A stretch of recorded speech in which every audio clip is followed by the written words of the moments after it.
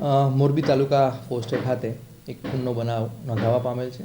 જે કામે વિગતવાર હકીકત એવી છે કે મોરબી તાલુકાના જાંબુડિયા ગામ ખાતે આવેલ ઓલ્વિન સિરામિક નામની ફેક્ટરીના લેબર કોલોની ક્વાર્ટરમાં પાછળના ભાગેથી એક લાશ મળી આવેલ હતી.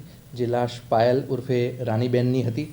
જે લાશ ઉપર પ્રાથમિક દ્રષ્ટિએ જોતા નાના મોટા ઉજરડા અને મારામારીના નિશાન જણાઈ આવતા આ લાશનું ફોરેન્સિક પીએમ કરવામાં આવેલું હતું. ફોરેન્સિક પીએમ દરમિયાન આ લાશને ગળાના ભાગે ટૂંપો આપી અને મરણ નિપજાવેલ હોવાની હકીકત ધ્યાને આવેલ હતી. જેથી આ કામે વિશેષ પૂછપરછ હાથ ધરતા આ કામે જે ફરિયાદી છે તે મરણ જનારના પિતાજી થાય છે. તેઓએ પોસ્ટે આવી પોતાની ફરિયાદ જાહેર કરેલ હતી કે જે એમના દીકરી છે રાનીબેન ઉર્ફે પાયલબેન, જેની ઉંમર 20 વર્ષની છે, તેમને તેમના પતિ રાહુલભાઈ રોડુલાલ નાયક નાઓને એક રેવાલીબેન સાથે આડા સંબંધ હોય અને આ રાહુલભાઈ રેવાલીબેનને બીજી પત્ની તરીકે રાખવા માંગતા હોય.